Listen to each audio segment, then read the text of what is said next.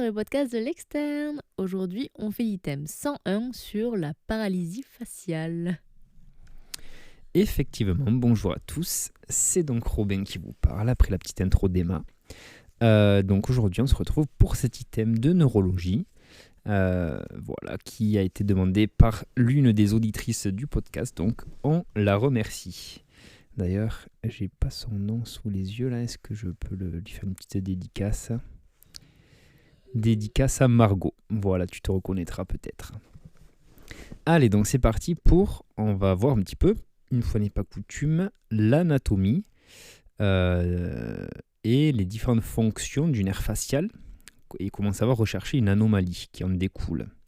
Donc, les différentes fonctions du nerf facial, il faut savoir qu'il a une fonction d'abord motrice qui est sa fonction principale. C'est l'innervation de tous les muscles possiers de la face et du cou, ainsi que le muscle stapédien de l'oreille moyenne. Il a une action également végétative, avec la sécrétion des glandes lacrymales et salivaires. Une fonction sensitive, avec l'innervation de la peau de la conque de l'oreille, qui est la zone de Ramsay-Hunt. Voilà, c'est une zone très précise. Et enfin, il a aussi une fonction sensorielle, avec la gustation pour les 2/3 antérieurs de la langue. Donc c'est quand même un nerf qui a beaucoup d'actions et de fonctions, et donc on peut en déduire que sa pathologie, on va dire, va impacter pas mal de fonctions. Donc la recherche d'une anomalie va consister à rechercher déjà un déficit musculaire d'une hémiface, notamment une faiblesse musculaire, un déficit neurologique qu'il soit sensitif ou moteur, ou les deux, et une paralysie faciale bien sûr. Donc ce déficit musculaire de l'hémiface va se faire au repos, à la mimique spontanée et également lors de mouvements sur ordre. Donc, on va regarder un petit peu l'hémiface supérieure. Donc, on va faire hausser et froncer les sourcils au patient avec un plissement du front et fermer les yeux contre résistance. Et pour tester le facial inférieur, on va lui demander de découvrir les dents, comme un singe au final. On va lui demander de nous montrer les dents et de gonfler les joues. Voilà, là, j'ai un bel exemple en face de moi de singe qui montre ses dents. Donc, ça fait doucement sourire. Alors, la comparaison avec une photo antérieure permet d'affirmer l'apparition d'une asymétrie. L'examen des muscles faciaux innervés par d'autres nerfs crâniens que le nerf facial va être normal. Donc on va avoir les masticateurs qui vont être normaux parce qu'ils sont innervés par le nerf trijumeau. Les muscles du pharynx et du voile du palais vont bien fonctionner parce qu'ils sont innervés par le nerf glossopharyngien et le nerf vague, respectivement. Donc glossopharyngien, le pharynx, et le nerf vague, le voile du palais. Et les muscles de la langue vont fonctionner parce qu'ils sont innervés par le nerf grand hypoglosse. Ensuite, on va tester la sensibilité dans la zone de Ramsay-Hunt, donc dans la conque de l'oreille. Et on va tester ensuite la qualité des sécrétions lacrymales et salivaires par le test de Schirmer. On va tester également la fonction gustative sur les 2/3 antérieurs de la langue, avec l'application de solutions sucrées, salées, acides et amères. On va tester les goûts. Voilà pour rechercher les anomalies des différentes fonctions du nerf facial. Ensuite, on va voir les modalités du diagnostic de la paralysie faciale et comment on fait pour distinguer sa nature périphérique ou centrale. Donc la distinction entre la paralysie faciale centrale et périphérique va déjà reposer sur les caractéristiques de l'atteinte motrice. Lorsqu'elle est importante, elle peut entraîner une gêne de l'élocution, donc on parle d'une dysphonie, de la mastication, voire même de la déglutition. Il peut y avoir des troubles de la déglutition et des fausses routes. Donc pour faire le diagnostic d'une paralysie faciale centrale, d'origine centrale, il va y avoir une prédominance sur l'atteinte, une prédominance de l'atteinte sur le facial inférieur. On aura un effacement du pli nasogénien avec une chute de la commissure labiale, l'impossibilité de gonfler les joues et une attraction de la bouche du côté sain lors du sourire. c'est souvent associé à un déficit moteur de l'hémicorps homolatéral, donc une hémiplégie finalement du même côté que la paralysie faciale. Et ça va comporter typiquement une dissociation automatico-volontaire, c'est-à-dire que l'asymétrie sera plus marquée au mouvement volontaire qu'aux automatismes, et on peut avoir des fois une dissociation qui est inversée. Mais généralement, voilà, la symétrie elle est plus marquée lorsqu'on demande aux patients de faire volontairement des mouvements. Ça, c'était pour la paralysie faciale centrale. Pour faire le diagnostic de la paralysie faciale périphérique, de la PFP, qui est championne olympique de VTT pour les connaisseurs. Atteinte équivalente du facial supérieur et inférieur. Donc, c'est-à-dire qu'il n'y aura pas de paralysie qui prédominera plus en inférieur qu'en supérieur au niveau du visage. L'atteinte supérieure va entraîner une fermeture incomplète de l'œil qui va découvrir la bascule du globe oculaire vers le haut. C'est le signe de Charles Bell. C'est-à-dire qu'en fait, il y a un réflexe qui fait que lorsqu'on ferme l'œil, qu'on abaisse la paupière, le globe oculaire bascule vers le haut. Donc là, pour le coup, comme l'œil se ferme incomplètement, eh bien on verra la bascule du globe oculaire vers le haut, voilà, ce qui correspond au signe de Charles Bell. Et on aura également un effacement des rides du front, donc lié à l'atteinte supérieure du nerf facial. Dans les formes frustres, les cils vont être plus apparents et plus longs du côté paralysé que du côté sain, à l'occlusion forcée des yeux. Et ça, c'est le signe des cils de Souk. Le Souk, Souk, S-O-U-Q-U-E-S. Voilà, et donc ça correspond à des anomalies palpébrales que l'on peut donc retrouver dans l'atteinte supérieure du nerf facial, qui sera plutôt périphérique. Pour le coup, quand c'est périphérique, on a une absence de dissociation automatico-volontaire, c'est-à-dire que la paralysie sera la même lorsque le patient fait volontairement les mouvements ou pas, ou automatiquement. Et ensuite, on aura d'autres symptômes et signes en faveur d'une paralysie faciale périphérique. Donc, on aura un réflexe cornéen aboli. C'est une atteinte du muscle orbiculaire qui est innervé par le nerf facial. On aura une hypoesthésie cutanée dans la zone de Ramsay-Hunt, une hyperacousie douloureuse, parce qu'on aura une atteinte du muscle stapédien. Le muscle stapédien, c'est celui qui vient mettre en tension le tympan et qui permet d'adapter l'intensité sonore en fait. Donc là, le tympan ne va pas pouvoir s'adapter au son fort et donc on aura une hyperacousie qui sera douloureuse. On aura également une agueusie des 2/3 antérieurs de l'hémilangue, avec un tarissement également des sécrétions lacrymales. Parce qu'en fait, on aura un déficit de toutes les fonctions de ce nerf facial. Voilà. Donc là, on a une petite partie avec une photographie et des vidéos de paralysie faciale périphérique. Donc je essaierai de les mettre sur le post Instagram, comme d'habitude. On a également des photographies vidéo d'une paralysie faciale centrale. Et maintenant, on va voir les principales causes de paralysie faciale périphérique. Donc, il y a de nombreuses causes déjà à savoir de PFP. On a premièrement la paralysie faciale à frigorée. Donc, c'est de loin la cause la plus fréquente de l'ensemble des paralysies faciales. C'est probablement consécutif à une compression du nerf dans sa portion intrapétreuse, donc au milieu du rocher de l'oreille interne, qui est en lien avec un processus inflammatoire ou viral. Les arguments en faveur du diagnostic sont détaillés dans l'objectif suivant, donc on va y revenir juste après. Donc voilà, paralysie faciale à frigorée, souvent après un processus inflammatoire ou viral.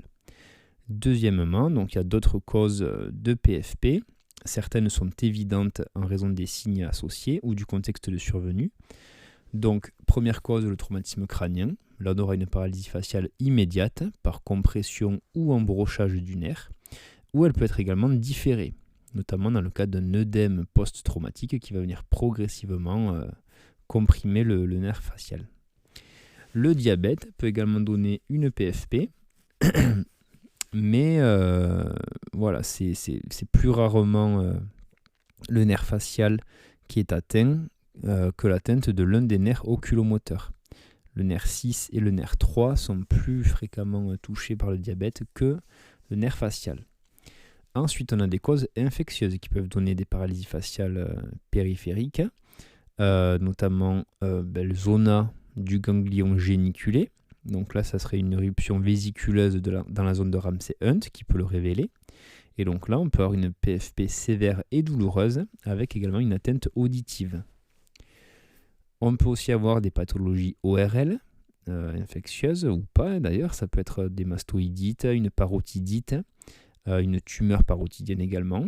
Et donc là, ce qui va pouvoir évoquer cette pathologie ORL, ça va être un écoulement auriculaire ou une hypertrophie douloureuse de la parotide, par exemple. Ensuite, la méningo-radiculite de la maladie de Lyme va pouvoir faire une PFP. En tout cas, la PFP peut révéler l'infection. Et donc là, il y aura une notion de morsure de tique dans les jours ou les semaines qui précèdent. On peut également avoir uniquement le placard érythémateux qui peut y faire penser. Donc on peut aussi avoir la méningo-radiculite bactérienne d'une autre espèce, ou aussi une méningo-radiculite virale, notamment liée au virus Coxsackie, au virus herpès et le virus des oreillons. Voilà, ça peut aussi faire une PFP. L'infection par le VIH également, en particulier lors de la séroconversion.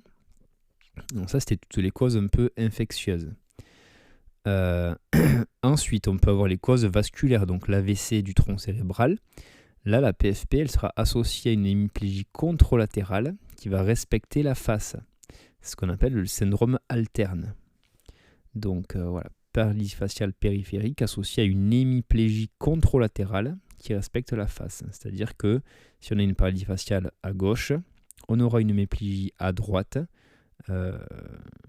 qui respecte la face, c'est-à-dire qu'on n'aura pas non plus de paralysie à droite.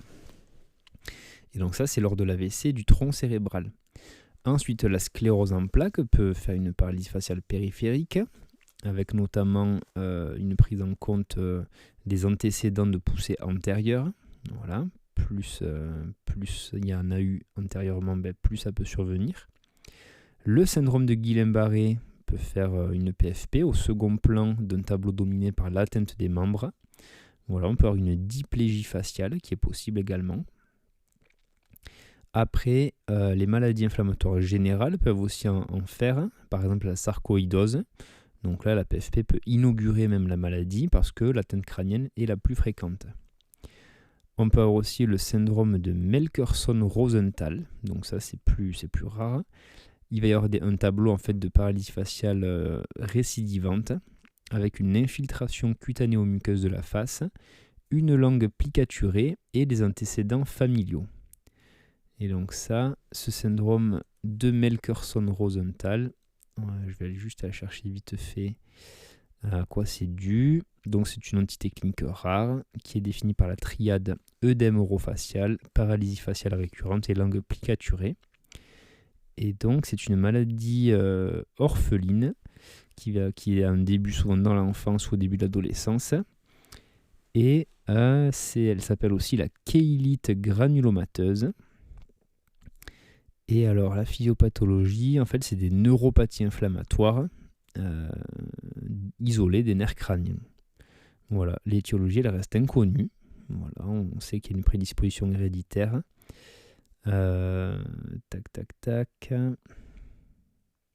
Voilà, donc c'est pas très très connu, mais en tout cas on a cette triade sémiologique qui permet de le reconnaître. Mais bon, c'est quelque chose de rare. Et enfin, dans les autres causes de paralysie faciale, on a les tumeurs. Donc là, ça se fait d'installation progressive, avec une atteinte généralement d'autres nerfs crâniens. Donc on peut avoir des tumeurs de l'angle ponto-cérébelleux, un gliome du tronc, une métastase de la base du crâne et une méningo-radiculite carcinomateuse. En cas de tuméfaction parotidienne, donc là, la survenue d'une paralysie faciale fait craindre une tumeur maligne de la parotide.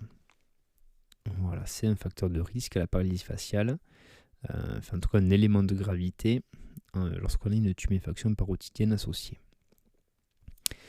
Alors, là, on va parler un peu plus précisément de la paralysie faciale à frigorer. On va regarder un petit peu, on va rechercher les arguments en faveur de cette paralysie faciale à frigorer devant un déficit facial. Donc là, ces arguments, ceux qu'on va voir juste après, rendent généralement aisé le diagnostic de paralysie faciale à frigorer. Ça va être déjà le mode d'installation, avec une apparition le matin au réveil ou après une exposition au froid, lors d'un voyage par exemple. C'est pour ça qu'on l'appelle à frigorer. C'est d'emblée maximal et ça va progresser sur quelques heures. Il y a un caractère sévère et isolé de l'atteinte faciale, c'est-à-dire que les autres nerfs crâniens sont indemnes. Et on aura des symptômes associés qui seront en règle absents en cas de PFP d'autre origine. Ce qu'on peut avoir dans la paralysie faciale à frigorer, ça sera des douleurs rétro-auriculaires,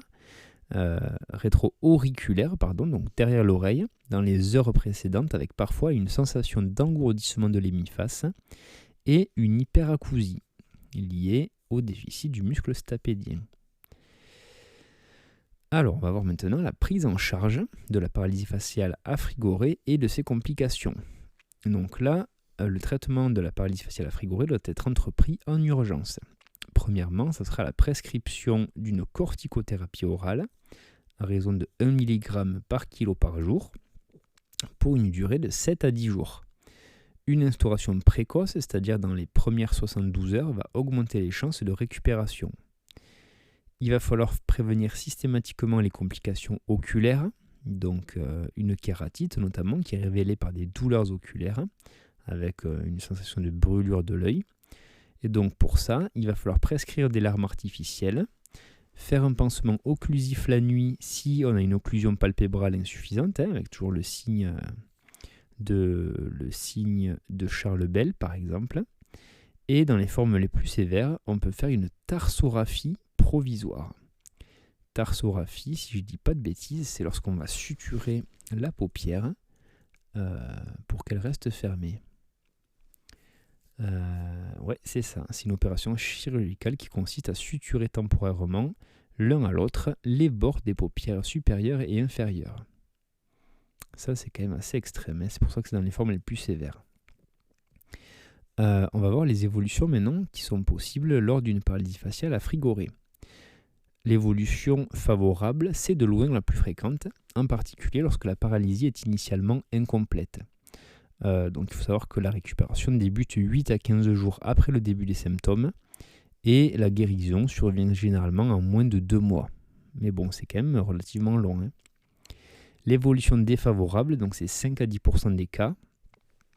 Les séquelles possibles de cette paralysie faciale à frigorer, ça va être des mouvements syncinétiques résiduels, un hémispasme facial post-paralytique qui entraîne une brève contracture, souvent à répétition d'ailleurs, des paupières et de la joue, de l'hémiface. Et donc pour traiter ça, on peut faire des injections de toxines botuliques pour limiter un peu ces contractions spastiques. On peut avoir aussi le syndrome des larmes de crocodile, c'est-à-dire un larmoiement lors des repas, qui est rare et secondaire à une réinnervation aberrante, donc voilà, en dédicace à GMK. Et enfin, on peut avoir un déficit sévère persistant avec une déformation invalidante du visage et une absence de réinnervation à l'électroneuromyogramme. Et donc là, on peut discuter d'une intervention de chirurgie esthétique, par exemple. Voilà, pour essayer de redonner un peu les expressions du visage. Donc là, on a a priori aussi une petite vidéo d'un hémispasme facial post-paralytique. Donc je vais essayer de mettre ça aussi en ligne. Et voilà, on va voir maintenant les examens complémentaires et notamment les indications des examens d'imagerie devant une paralysie faciale. Donc, lorsqu'on a une paralysie faciale centrale, l'imagerie cérébrale s'impose du coup, puisque voilà, c'est central, donc ça vient du cerveau. Et l'IRM, c'est l'examen de choix, qui va être réalisé sans et avec injection de gadolinium, hors contexte neurovasculaire aigu, bien sûr, ou contre-indication. En cas de paralysie faciale périphérique, donc là, l'indication de l'imagerie cérébrale dépend directement de la cause suspectée. L'IRM cérébral va pouvoir être réalisé selon le contexte, et notamment lorsqu'on suspecte un diagnostic de sclérose en plaques, d'AVC du tronc cérébral ou de tumeur lorsqu'on a une atteinte d'autres nerfs crâniens. Donc là, c'est, on le rappelle, le gliome du tronc, la tumeur de l'angle ponto-cérébelleux et les métastases de la base du crâne. Ça, c'est les 3 types de tumeurs qui peuvent donner d'autres atteintes de nerfs crâniens. Le scanner cérébral, donc ça sera plutôt en contexte traumatique, à la recherche notamment d'une fracture du rocher, lorsqu'on a également un écoulement auriculaire purulent qui va pouvoir faire suspecter une mastoïdite, ou encore pour préciser un envahissement osseux tumoral de la base du crâne. Voilà, le scanner il est bien efficace pour voir plutôt les os, les fractures et les signes un peu infectieux style mastoïdite. Et donc dans les autres imageries, on peut faire un scanner ou une IRM des cervicales avec injection si on a une tuméfaction homolatérale à la paralysie faciale périphérique, donc pour voir bien précisément la parotide et notamment pour éliminer une parotidite ou une tumeur parotidienne. Donc voilà, scanner cervical ou IRM cervical avec injection. Tac, tac, tac. Donc là, une petite image de PFP unilatérale que je mettrai. Là, c'est vraiment très visuel hein, ce chapitre, donc il y a pas mal de photos. Là, on a une iconographie clinique d'un exemple typique d'une éruption vésiculaire de la conque qui est en faveur du coup d'une PFP zostérienne, donc liée au zona, qui est du coup liée au virus VZV. Tac, tac, tac. Là, on a un exemple typique d'une tumeur parotidienne compliquée d'une PFP. Et enfin, on finit par l'anatomie fonctionnelle du nerf facial qui est illustrée. Donc là, je ne l'ai pas sous les yeux, parce qu'en fait, il faut aller sur le site du Collège de neurologie. Donc, je vais aller chercher toutes ces images et vidéos que je vais essayer d'insérer à la publication Instagram. Voilà, c'est la fin de ce chapitre, donc qui était relativement court mais très intéressant. C'est des cas assez rares quand même, mine de rien. Mais voilà, on peut y être confronté, c'est toujours intéressant, puisque ça peut être des cas assez urgents à prendre en charge. Voilà, j'espère que ça vous a plu. Je vous souhaite à tous une bonne fin de semaine, un bon week-end. Profitez bien, et puis nous on se dit à la prochaine pour le prochain épisode. Ciao, ciao.